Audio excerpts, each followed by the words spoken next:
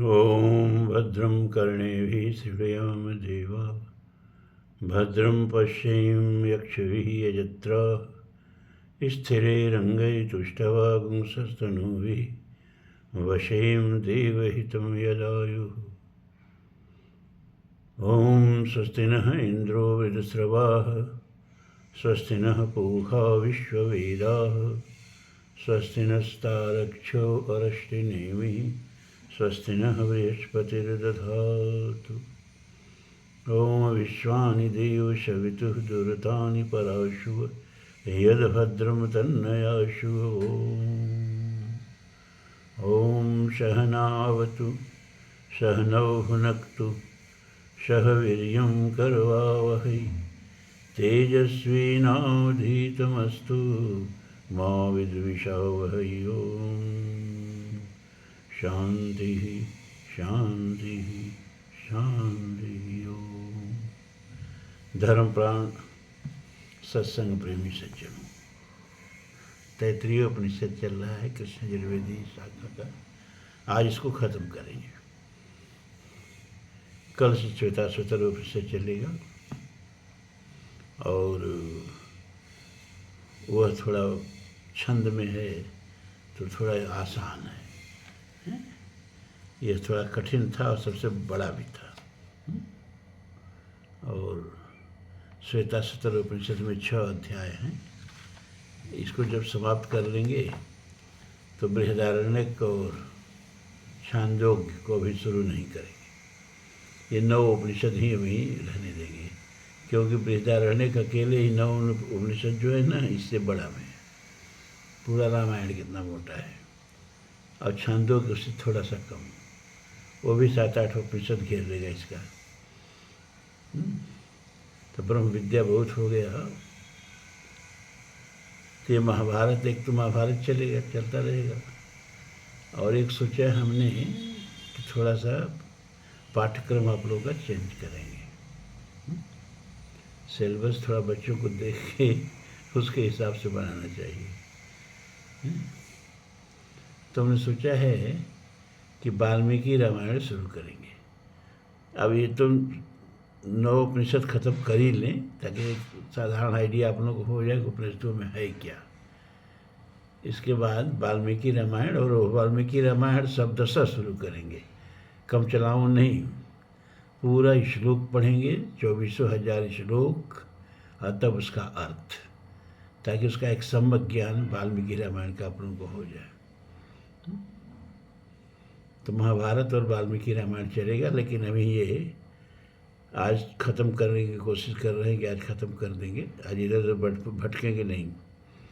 तैत्तिरीय उपनिषद और कम से कम 6 अध्याय है श्वेताश्वतर में, 10 दिन लग जाएगा। और इसके बाद वाल्मीकि रामायण प्रभु ने और हमारी उम्र ने साथ दिया तो, क्योंकि भाई हम तो योजना बनाते हैं, पूरा तो परमात्मा ही करता है। आप लोगों का अगर मेरे प्रति सहानुभूति रही तो संकल्प पूरा होगा, इसमें कोई दो राय नहीं। तो आप चलिए आज देखते हैं। क्षेम इत वाच योग क्षेम इत प्राणापानयो कर्मेति हस्तयो गतरिति पादयो विमुक्तरिति पायो इत मानसी समाज्ञा अथ दैवी तृप्तरिति वृष्टो बलमिति विद्युत यश इति पशुषु ज्योतिरिति नक्षत्रेषु प्रजातिर्मृतमानंद इत्युपस्थे सर्वमित्याकाशे। ये मंत्र है। देखिए, इसमें उपनिषद करना क्या चाह रहा है? ये आपको परमात्मा का दर्शन कराना चाह रहा है। लेकिन परमात्मा के दर्शन का आप में ये है कि जब वो धनुष बाण लेके सामने खड़ा हो, या मुरली लेके सामने पीताम्बर ओढ़े खड़ा हो, चाहे उससे नाग की सैया पर चतुर्भुज रूप धारण किए हो, चाहे उस शंकर जी के रूप में आवे त्रिनेत्र गंगा की जटा जटा में गंगा बह रही हो, सर्प मुंड माल वगैरह वगैरह। अरे ये तो लोगों की अपनी चित्त की वृत्तियाँ और कभी हम बताएंगे इन स्वरूपों का एक आध्यात्मिक अर्थ है, मानसिक अर्थ नहीं है, हैं? हाँ, जब प्रभु धरती का भार उतारने के लिए धर्म संस्थापनार्थाय अवतार मनुष्य रूप में लेते हैं तो उनके एक रूप होता है, लेकिन वो माइक ही होता है। चिदानंदमय देह तुम्हारी, वाल्मीकि ने कहा ना, चिदानंदमय देह तुम्हारी, विगत विकार जाल अधिकारी, नर्तन धरे संत सुर काजा, कहो करो जस प्राकृत राजा। तो परमात्मा ही चारों तरफ है। ये ब्रह्म विद्या है। ये इस तरह का नहीं दिखाएगी आपको कि ये देखिए पीताम्बर पहने और ये मोर मुकुट लगाए, भगवान आ गए, कर लो दर्शन। ना, वो पूर्ण है। और अगर आपको इस रूप में दर्शन देते हैं तो उतना माइनस हो जाते हैं कितना, जितना आप उनसे अलग होकर दर्शन कर रहे हो। भक्ति में जितना उसका महत्व है, ज्ञान में इसका कोई महत्व नहीं है। ज्ञान भी ये है कि देख सब मतलब ब्रह्ममय देखो, जहाँ देखो तो श्याममयी है। श्याम कुंज बन जमुना श्यामा, श्याम गगन घन घटा छई है, सब रंगन में श्याम मिलो है, मनो श्यामता बैल वही है। तो परमात्मा को किस रूप में देखें? अरे सब परमात्मा ही है, आपको दिखता ही नहीं है तो क्या किया जाए। तो ये उपनिषद आँख में उंगली डाल के आपको दिखा रहा है। परमात्मा वाणी में है, क्षेम इतवाच, वाच माने वाणी, वाणी में परमात्मा है। किस रूप में? क्षेम के रूप में। क्षेम माने आशीर्वाद के रूप में। जब गुरु आशीर्वाद देता है, जब बड़े बूढ़े बच्चों को आशीर्वाद देते हैं तो आशीर्वाद फलता है, अगर हृदय से गदगद होकर के दिया गया है तो परमात्मा ही, कहाँ शक्ति आती है वाणी में कि आशीर्वाद फले? वो परमात्मा की ही शक्ति है। तो जो वाणी में आशीर्वाद बन के बैठा है, क्षेम बन के बैठा है। क्षेम कहते हैं प्राप्त वस्तुओं के, क्षेम माने कुशलता के लिए। प्राप्त वस्तु प्राप्त रहे, कोई लूट न ले, कहीं स्खलित न हो जाए, उसको क्षेम कहेंगे। अच्छा, योग क्षेम इत प्राणापान योग, और प्राण में और अपान में है। यहाँ प्राणापान करके लक्षणा से सभी पंच प्राणों की बात कह दी गई है। प्राण, अपान, उदान, व्यान, समान सब। इस रूप में आप योग और क्षेम है। कौन? परमात्मा। कैसे? अरे भाई, योग कहते हैं किसी चीज़ को प्राप्त करना, और क्षेम कहते हैं प्राप्त को सुरक्षित रखना, बचाए रखना है। तो बिना प्राण के प्राण ही तो ऊर्जा है ना, और बिना प्राण के कोई चीज़ आप प्राप्त कर लेंगे, और बिना प्राण के शक्ति के कोई चीज़ बचा लेंगे। तो जो प्राण बन करके, प्राण में योग और क्षेम बन करके कौन है? परमात्मा है। परमात्मा की ही शक्ति से प्राण और अपान योग और क्षेम करते हैं। कर्मेति हस्तयो, और हाथ में कर्म करने की शक्ति परमात्मा है। गतरिति पादयो, पैरों में चलने की शक्ति परमात्मा देता है, परमात्मा ही है। चलन शक्ति परमात्मा है, कर्म शक्ति परमात्मा है, योग क्षेम शक्ति परमात्मा है। ये समझा रहा है कि देखो परमात्मा इस तरह से देखा जाता है। विमुक्त रीति पायो, विमुक्त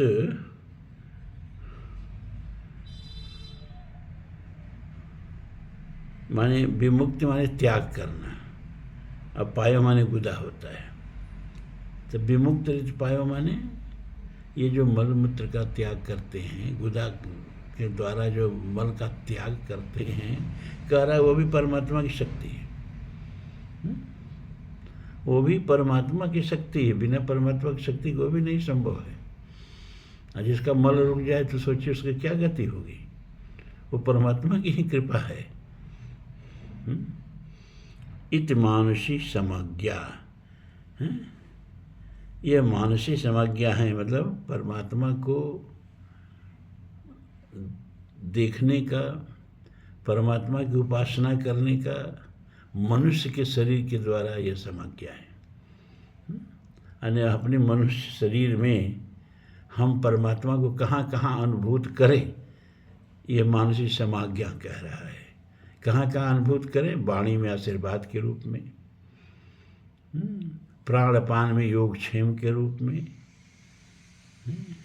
हाथ में कर्म के रूप में, पैरों में गति के रूप में, पाद में मलमूत्र त्याग के रूप में परमात्मा को अनुभव करें।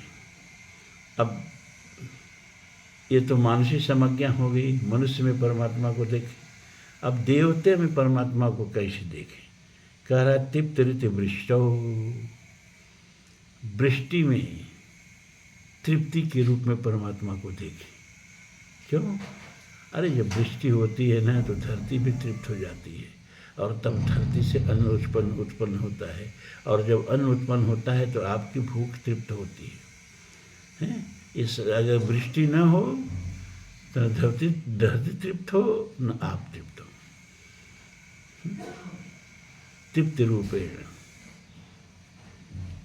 संस्थिता या देवी सर्वभूतेषु तृप्ति रूपेण संस्थिता।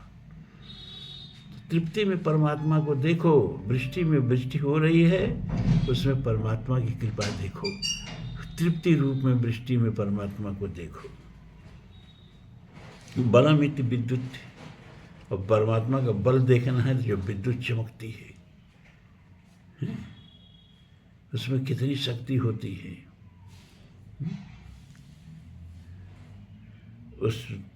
उसकी शक्ति को विद्युत में, आकाश से चमकने वाली गिरने वाली बिजली में देखो। यश इति पशुषु, और पशुओं में अब तो लोगों के पास कारों का झुंड होता है ना, बड़े बड़े लोगों के पास। तब बड़े लोग कार से बड़े नहीं होते थे क्योंकि कार हो तो तब थी ही नहीं। तो जिसके पास जितनी गायें होती थी और जितने घोड़े होते थे वो आदमी उतना यशस्वी माना जाता था, उतना समृद्ध माना जाता था, है। तो जो पशुओं के रूप में यश रूप है, यानी उस पशुओं के रूप में उसको यश बन के आपके पास है। ज्योतिषु, और ना तारों में, सूरज भी एक तारा ही है। ज्योति के रूप में देखो, ज्योति के रूप में परमात्मा ही सूरज में दिख रहा है। प्रजातिर्मितानंद इत्युपस्थे, और उपस्थ में, शिष्ण में प्रजापति बन करके, प्रजा संतति मन संतानोत्पत्ति की शक्ति बन के और आनंद की शक्ति बन करके परमात्मा उपस्थित रहता है। सर्वमित आकाश, और आकाश में सबके प्रतिष्ठा के रूप में परमात्मा उपस्थित रहता है। क्यों? क्योंकि आकाश में ही तो सब प्रतिष्ठित हैं। आकाश नहीं रहे तो कहाँ धरती रहे, कहाँ सूरज रहे, कहाँ अरबों अरबों आकाश गंगाएं, और आकाश गंगाओं में अरबों अरबों तारे, कहाँ रहे? सबको आकाश अपनी गोदी में लिए हुए है। तो आकाश के रूप में परमात्मा को सबके प्रतिष्ठा के रूप में देखो, सबको धारण करने वाले के रूप में देखो। इस तरह से परमात्मा का अनुभव करें तो सब परमात्मा ही दिखेगा। ये उपनिषद का उद्देश्य है, आपको आँख में उंगली डाल के परमात्मा को दिखाने का। तत्प्रतिष्ठेत्युपासीत प्रतिष्ठावान भवति, जो प्रतिष्ठा के रूप में परमात्मा की उपासना करता है। क्या प्रतिष्ठा? अरे सबकी प्रतिष्ठा है परमात्मा। यतो एवा ईमान भूतान जायन्ते ईन जातान जीवंत यत पर्यंत अवश्यम विशन्ति।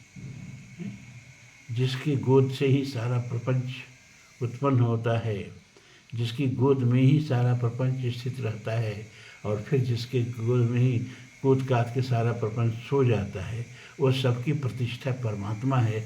इस रूप में जो परमात्मा की उपासना करता है वो प्रतिष्ठावान होता है, उस प्रतिष्ठा को प्राप्त होता है। तन्मः इत्युपासिते महान भवति, और जो परमात्मा को सबसे महान समझ करके उपासना करता है, जो बड़ होत सो राम बड़ाई, सबसे बड़े परमात्मा हैं। जो परमात्मा को सबसे महान मान करके उपासना करता है वो महान होता है। तन मनः इत्युपासित मानवान भवति। और जो मन के रूप में परमात्मा की उपासना करता है, ये मन, ये भी परमात्मा की ही शक्ति है। मन ही ईश्वर, मन ही देवता, मन सबका आधार। परमात्मा को देखने सब तो वही है, उसके अलावा कुछ नहीं है। हम देखते नहीं हैं उसको, जगत के रूप में देखते हैं। पैरों में चलने की शक्ति है तो हम समझते हैं कि हम चल रहे हैं। एक दिन यहीं पैर रहता है, वो चल नहीं पाते हैं। हाथ कर्म करते हैं तो हम समझते हैं हम कर्म कर रहे हैं। अरे नहीं, परमात्मा की कृपा बन करके तुम्हारे हाथ में कर्म के रूप में उपस्थित है। एक दिन यही हाथ रहता है और कोई कर्म नहीं होता है। तो मानवान भवति, जो मन के रूप में परमात्मा की उपासना करता है, परमात्मा ही मन है। तन्मे मनः शिव संकल्पमस्तु, हमारा मन शिव संकल्प वाला हो, कल्याणकारी संकल्प वाला हो, हमारे मन में अच्छे अच्छे विचार आवे। कहा कि मन निर्मल हो तो परमात्मा मिल जाता है। ऐसा मन निर्मल हुआ जैसे गंगा नीर, पीछे पीछे हर चले कहत कबीर कबीर। निर्मल मन जन सो मोहि पावा, मोहि कपट छल छिद्र न भावा। मन कैसा निर्मल हो? गंगा जी की पानी की तरह से, अंत हृदय जस निर्मल बारी। आपका अंतःकरण कितना पवित्र है, मन में कैसे कैसे मनोरथ आ रहे हैं इसी से पता चल जाता है।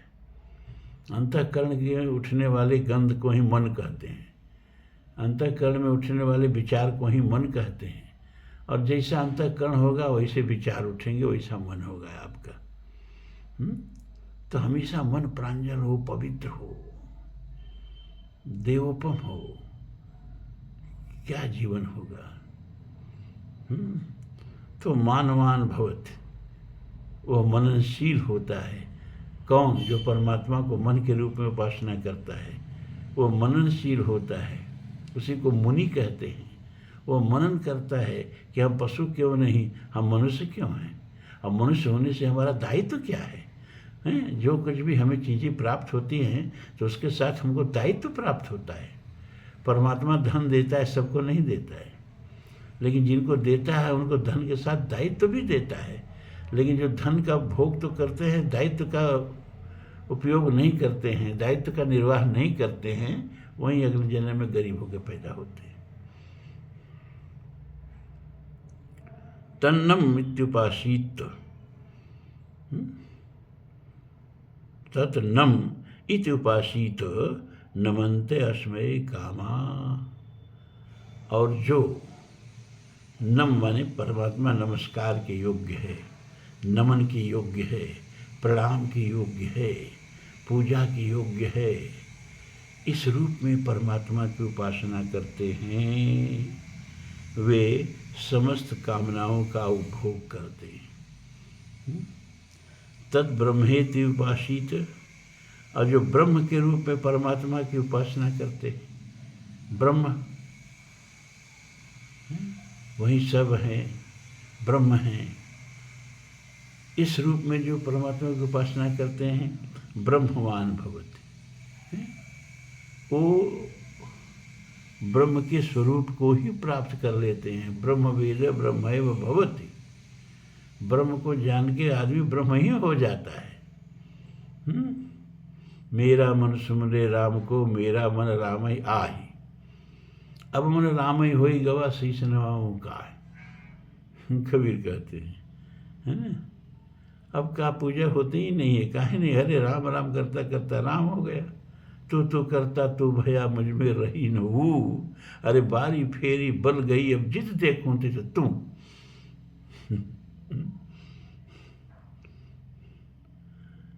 तत् ब्रह्मणः परिमर इत्युपासीत, जो ब्रह्म के सबको मृत्यु देने वाला, सबका हंता, मारे मरे जियाए जीजे। प्रभु ही मारते हैं, प्रभु ही जीवन देते हैं। जो इस रूप में ब्रह्म की उपासना करते हैं, परेण प्रियंते द्विषंत सपत्ना, उनके जितने शत्रु होते हैं, एवमेव त्वया कार्यम अस्मद् वैर विनाशनम। दुर्गा सप्तशती में कहा जाता है, हे देवी आपका बस एक ही कार्य है क्या, हमारे बैरियों का विनाश करें। यहाँ भी लगभग उसी तरह की बात कही जा रही है कि एनम परि, ऐसे उपासक के प्रति द्वेष रखने वाले शत्रु म्रियंते माने मर जाते हैं। ये जो परि सब प्रकार से, परि माने होता है चारों तरफ, सब प्रकार से अनिष्ट चाहने वाले अप्रिय बंधु जन हैं, वे भी मर जाते हैं।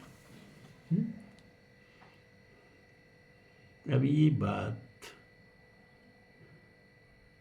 मुझे कुछ उपनिषद के स्तर से नीचे की लगी है। सर्वे भवन्तु सुखिनः हमारी संस्कृति है। हम शत्रु को नहीं, उसके भीतर की शत्रुता को मानते हैं।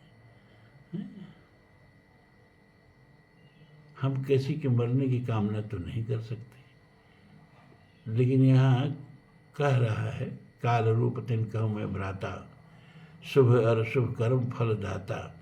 तो इस रूप में भी परमात्मा की उपासना करना ठीक ही है क्या, कि वो सबके कौल है, सबको मारते हैं, सबको जियाते हैं, मारे मरिए जियाए जीजे। जो इस रूप में परमात्मा की उपासना करते हैं, काल देव की उनकी पर कृपा रहती है, बल्कि उनके अहित चाहने वाले वो नष्ट हो जाते हैं। इसका ये भाव है। स यश्चायं पुरुषे यश्चा सावादित्य स एक, स एव एववित् अस्माद् लोकात् प्रीत्य एतद् अन्नमयात्माना उपसंक्रम्य एतद् प्राणमयात्मानम् उपसंक्रम्य एतद् मनोमयात्मानम् उपसंक्रम्य एतद् विज्ञानमयात्मानम् उपसंक्रम्य एतद् आनंदमय आत्मानम् उपसंक्रम्य ईमान लोकान मान्य काम रूप अनुसंचरण एतत् साम गायन नास्ते। अब कह रहे हैं कि वह परमात्मा जो अयम है पुरुषे, इस मनुष्य में जो परमात्मा है वही सूर्य में भी है। शुक्ल यजुर्वेद का अंतिम मंत्र याद करिए, ये वसो आदित्य पुरुष सोसावहम ओम खम ब्रह्म। ये जो सूरज में पुरुष है, ये सूरज में जो ऊर्जा है, ये सूरज में जो चमक है, ये सूरज में जो तेज है, हम भी वही हैं, हमारे में भी वही। हमने बहुत बार आप लोगों को समझाया है कि हमारे अंदर जो ऊर्जा है, ये सूरज की ऊर्जा ही है। ये फोटोसिंथेसिस के माध्यम से ये पेड़ पौधे जो हैं, उनकी पत्तियों में पर्णहरित पाया जाता है, क्लोरोफिल है। और वो क्लोरोफिल जो है पानी और कार्बन डाइऑक्साइड गैस लेकर के वातावरण से कार्बोहाइड्रेट बनाते हैं, C6H12O6। और पूरा धरती पर यही भोजन है, कार्बोहाइड्रेट। आप कहेंगे हम मछली खाते हैं, उसमें कार्बोहाइड्रेट कहाँ है?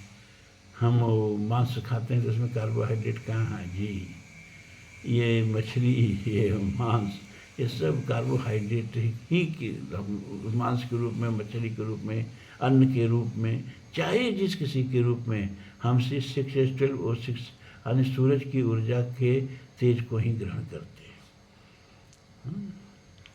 तो ये जो सूरज में, मनुष्य में जो पुरुष है, शक्ति है, ब्रह्म है, सूरज में भी वही है। उन दोनों का अंतर्यामी एक ही है। ये मनुष्य, ये जो मनुष्य एवं वित्त इस प्रकार तत्व से जानने वाला है, वह इस लोक से प्रेत माने उत्क्रमण करके मरने के बाद इस अन्नमय आत्मा को उपसंक्रम्य प्राप्त होकर, प्राणमय आत्मा को उपसंक्रम्य प्राप्त होकर, मनोमय आत्मा को उपसंक्रम्य प्राप्त होकर, विज्ञानमय आत्मा को उपसंक्रम्य प्राप्त होकर, आत्मान माने आत्मा को उपसंक्रम्य प्राप्त होकर, आनंदमय आत्मा को प्राप्त होकर, इच्छानुसार भोग वाला, काम रूपी इच्छानुसार रूप वाला हो जाता है। इच्छा रूपी जो चाहे, जो इच्छा करियो मन माही, प्रभु प्रताप कछु दुर्लभ नाही। तो इच्छा मात्र से उसकी कामना पूरी हो जाती है, तो वह काम रूप होकर के इस संसार में विचरण करता है और इस प्रकार सामवेद का गायन करता है। हमारे यहाँ वेदों में सामवेद गायन का मंत्र है, आनंद में आके गाया जाता है ना। तो क्या कहा ये कहा कि जो मनुष्य के शरीर में आत्मा है, वही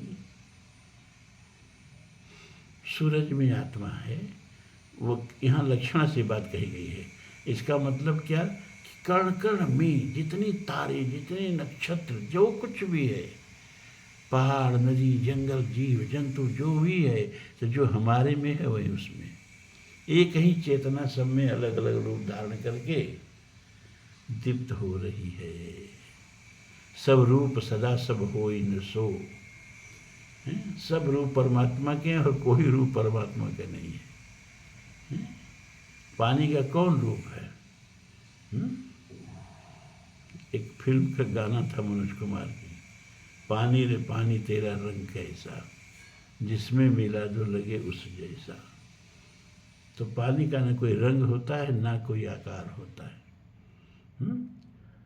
तो सब आकार उसी का है। जिस आकार के पात्र में डाल दो वही उसका आकार है, और जिस रंग के पात्र में डाल दो वही उसका रंग है। ऐसे ही परमात्मा, उसका कोई रूप नहीं, सब रूप उसी के हैं। कोई रंग नहीं, सब रंग उसी के हैं। वो जरूरत पड़ी तो मछली बन जाता है, मत्स्यावतार, तो मछली नहीं है। जरूरत पड़ी तो सूअर बन जाता है, शुक्रावतार, बारावतार, वो शुक्र नहीं है। बन जाता है तो है भी और नहीं भी। कछुआ बन जाता है तो कछुआ है भी और नहीं भी। इसी तरह से ब्राह्मण बन जाता है तो परशुराम है भी और नहीं भी, है ना। अब तो ईश्वर को लोग जातियों में बांध लिए। ब्राह्मण लोग परशुराम को, ये ब्राह्मण है। अरे भैया क्या ही कद छोटा कर रहे हो परमात्मा का। वो तो सब वर्ग के, सब मानव जाति के, प्राणी मात्र के आराध्य हैं, केवल ब्राह्मणों का आराध्य बना दिया। क्षत्रिय लोग अपना क्षत्रिय सम्मेलन करते हैं तो राम जी का फोटो रखते हैं। अरे राम जी क्षत्रिय हो गए। तो मैं पूछता हूँ, कभी कभी हमको बुला लेते हैं लोग क्षत्रिय सम्मेलन में, नहीं बुलाते हैं अब सब,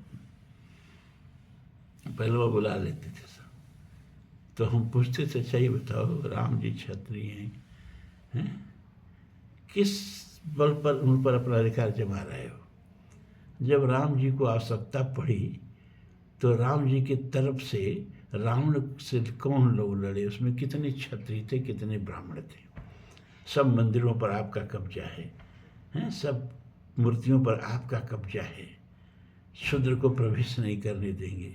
कितने पंडित जी लोग जा कर के राम की तरफ से होके लड़े रावण के खिलाफ, और कितने क्षत्रिय लोग जाके लड़े, कितने सवर्ण जाके लड़े। वही जंगली, वही आदिवासी, बानर, भालू, लिच्छी ही न लड़े। किस अधिकार से आप राम जी का फोटो रख लेते हो? राणा प्रताप का फोटो रख देंगे। जब जरूरत पड़ी राणा प्रताप को तो सारे क्षत्रिय बहू बेटी लेकर के कहाँ हाजिर थे? अकबर के दरबार में हाजिर थे। एक राणा प्रताप को छोड़ के और किसी क्षत्रिय का नाम बताएंगे जो मूंछों पर ताव देता था अकबर के सामने? सब तो बहू बेटी लेकर के तस्तरी में उसके सामने खड़े थे। लेकिन अब सब राणा प्रताप के वंशज हैं, और वो सब मान सिंह वगैरह के वंशज कहाँ चले गए? सब अरे ये नायक जो हमारे हीरो हैं और हमारे जो आराध्य हैं वो पूरे सनातन समाज के हैं, उनका कद इतना छोटा क्यों कर देते हो यादव जी लोग कृष्ण को? वो भूल जाते हैं बेचारे यादव जी लोग कि कंस भी यादव था, कृष्ण ही यादव नहीं थे। तो सब लोग कृष्ण के वंशज हो गए, कंस के वंशज कहाँ गए? अरे ये मत कृष्ण को, मत राम को, मत परशुराम को जातियों में बांधो, ये सबके हैं, जो सबके हैं उनको इतना कद छोटा क्यों करते हो उनका?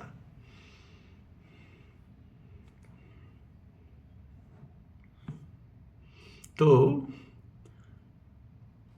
जो परमात्मा को सब में देखता है वो अन्नमय का आत्मा में, यानी शरीर का भी आत्मा परमात्मा, प्राण का भी आत्मा परमात्मा, मनोमय कोश माने मन का भी आत्मा परमात्मा, विज्ञान माने चेतना का भी आत्मा परमात्मा, आनंद की भी आत्मा परमात्मा, सब में परमात्मा को ही देखता है।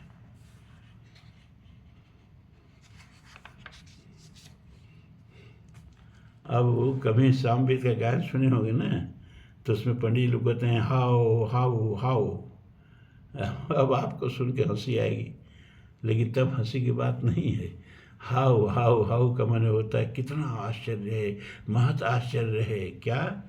अन्नम अहम अन्नम अहम अन्नम अहम अन्नादो अहम अन्नादो अहम अन्नादः अहम श्लोकृदहम अहम श्लोकृदहम श्लोकृतम अहमास्मि प्रथमजा ऋता अस्य पूर्वदेवोभ्यो अमृतस्य नाभाय यो मा ददाति स हि देव मा वाह अहम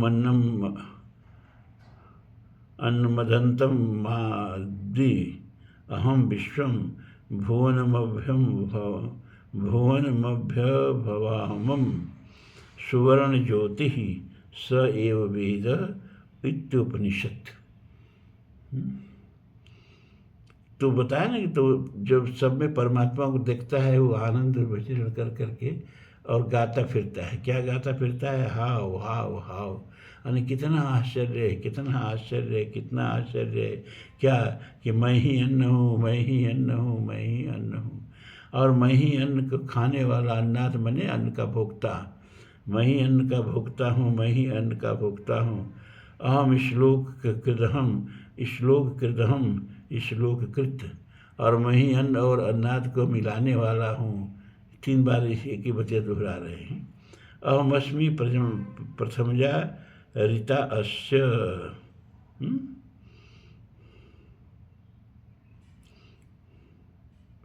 ऋतस्य माने होता है, ऋत माने होता है सत्य। सत्यम बृहद ऋतम उग्रम दीक्षा दानम पृथ्वी धारयंती। यहाँ सत्य और ऋत दोनों का प्रयोग वेद में एक साथ कर दिया। तो सत्य माने ऋत कैसे, ऋत माने सत्य कैसे बता रहे हैं, और ऋत माने सत्य होता है, तो सत्य माने क्या होता है? दरअसल ऋत कहते हैं उस नियम को जिस नियम पर ये सारी सृष्टि धारित है। तो कह रहा है कि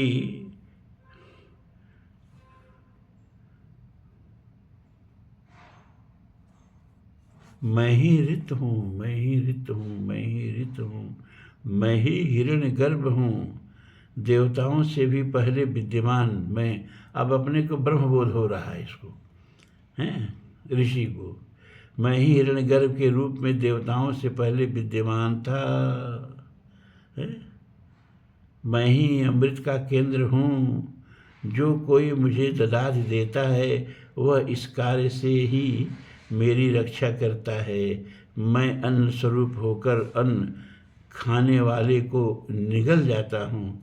मैं समस्त ब्रह्मांड का तिरस्कार करता हूँ। स्वह न ज्योति, मेरे प्रकाश की एक झलक सूर्य के समान है। जो एवं इस प्रकार जानता है उससे यही स्थिति प्राप्त हो जाती है। इस प्रकार यह उपनिषद ब्रह्म विद्या की समाप्ति हुई।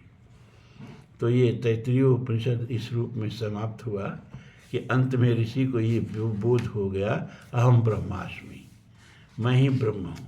तो ब्रह्म के जितने विशेषण हैं सब अपने पर उसको घटित होने लगे। हम्म? तो अब कल का मतलब कल तो महाभारत है, परसों से श्वेताश्वतर उपनिषद शुरू होगा, 6 अध्याय इसमें है। और ये तो उतना कठिन नहीं है, ये थोड़ा समझ में आप लोगों के आएगा। तो आज के उपनिषद का शांति पाठ कर लेते हैं। ओम शन्नो मित्र शं वरुणः शन्नो भवतर्यमा शन्नो इंद्रो बृहस्पति शन्नो विष्णुरुक्रमः। नमो ब्रह्मणे नमस्ते वायो त्वामेव प्रत्यक्षं ब्रह्मवादिशं ऋतमवादिशं सत्यमवादिशं तन्मावीत तद्वक्तारम् आवीत आवीत माम आवीत वक्तारम। ओम शांति शांति शांति ओम। ठीक है, अब ये जब खत्म हो जाएगा नवोपनिषद तो बृहदारण्यक और छांदोग्य बच जाएगा, उसको थोड़ी देर के लिए। बहुत ब्रह्म विद्या हो गई। अब थोड़ा आप लोगों की रुचि देखते हुए मैंने संकल्प लिया है अब वाल्मीकि रामायण को शब्दशः 24,000 श्लोकों का ये वाल्मीकि रामायण है, क्योंकि गायत्री मंत्र में 24 ही अक्षर होते हैं और 24 अक्षरों का ही 24,000 श्लोकों में वाल्मीकि रामायण वर्णित है। तो ये अपने आप में एक अनुष्ठान हो जाएगा अगर पूरा वाल्मीकि रामायण आप सुन लेंगे। इसीलिए मैंने कहा कि एक एक श्लोक छोड़ूंगा नहीं, एक एक श्लोक सहित ताकि आपकी ज़िंदगी का एक अनुष्ठान हो जाए। बस प्रार्थना यही करिए कि थोड़ी सांसें हमारी चलें, तभी ना हम सुना पाएंगे आपको। नहीं तो एक शायर कहता है कि बड़े गौर से सुन रहा था जमाना, तुम ही सो गए दास्ता कहते कहते।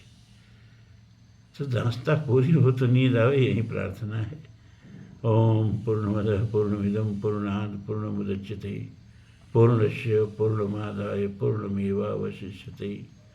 सर्वे भवन्तु सुखिनः सर्वे सन्तु निरामयाः सर्वे भद्राणि पश्यन्तु मा कश्चित् दुःखभाग् भवेत्। असदो मा सद्गमय तमसो मा ज्योतिर्गमय मृत्योर्मा अमृतं गमय। ओम शांति शांति शांति ओम।